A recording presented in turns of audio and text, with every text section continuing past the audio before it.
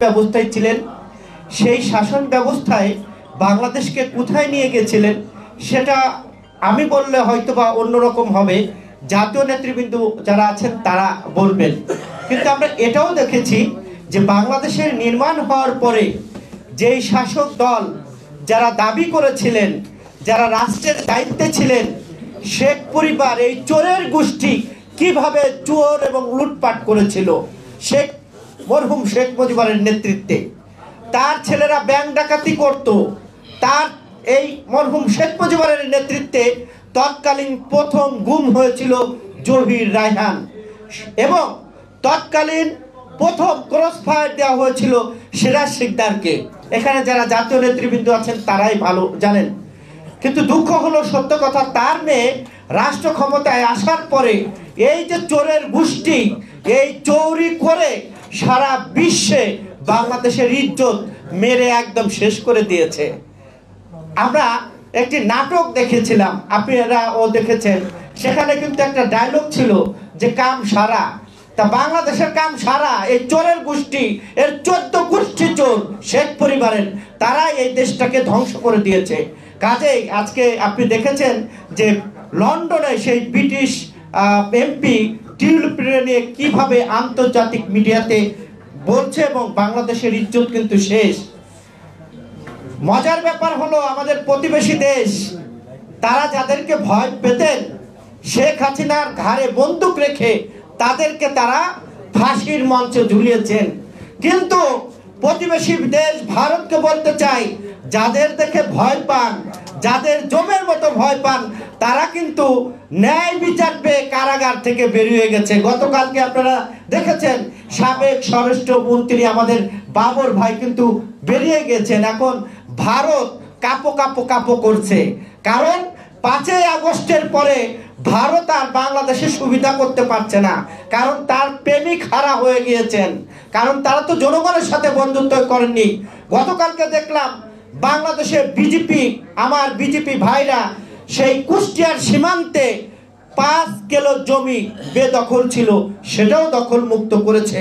তাই বন্ধুরা বলতে চাই, আজকে যারা বিপ্লবের গান গেয়ে নতুন ঘোষণাপত্র তৈরি করতে চান, তাদের কাছে আমাদের প্রশ্ন, আমরা এখানে যারা আছি তারা কত ত্যাগ করেছি, কত নির্যাতনের শিকার হয়েছে।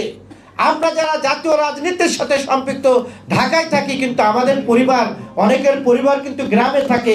সেই অসহায় মা, অসহায় বোন, অসহায় ভাইদেরকে রাতের অন্ধকারে এই শেখ হাসিনার পুলিশ বাহিনী কিভাবে নির্যাতন নিপীড়ন করেছে, সেই গল্প কাহিনী হয়তোবা আমরা অনেকেই ভুলে যাচ্ছি।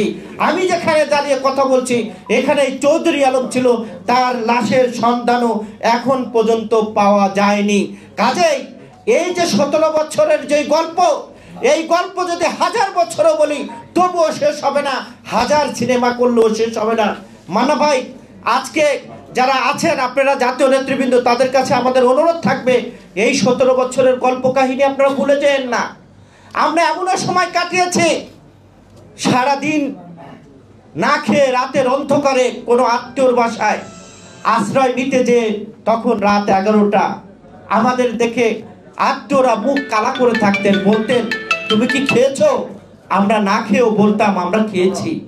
আবার জীবনকে বাঁচানোর জন্য ফজরের নামাজের পরে সেই বাসা থেকে ছুটে অন্য বাসায় গিয়েছি।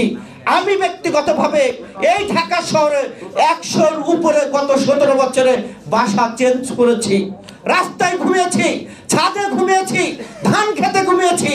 এই ইতিহাস যারা ভোলানোর চেষ্টা করছেন, যারা বলার চেষ্টা করছেন 24-এর আন্দোলন আমাদের ফসল, তাদের প্রশ্ন করতে চাই, কত ত্যাগ করেছেন, কতজন মানুষ খুন হয়েছে, কতজন পরিবার হারা হয়েছেন। আমরা যারা আছি আমরা ত্যাগ করেছি। বিএনপি পরিবার, নাগরিক ঐক্য, ভাসানী অনুসারী পরিষদ, লেবার পার্টি, আমরা ত্যাগ করতে জানি, ভোগ করতে জানি না। কাজেই ত্যাগের রাজনীতিতে নিয়ে আমরা আছি। মান্না ভাই ওদিন একটি কথা বলছে, আমার খুবই ভালো লাগছে, বলছিল যে কে শিক্ষিত কে ডক্টর এটা বিষয় না, কে কত বড় ত্যাগ করেছেন এটাই হবে ইতিহাসে লেখা। সকলকে ধন্যবাদ জানিয়ে আমি কথা শেষ করছি।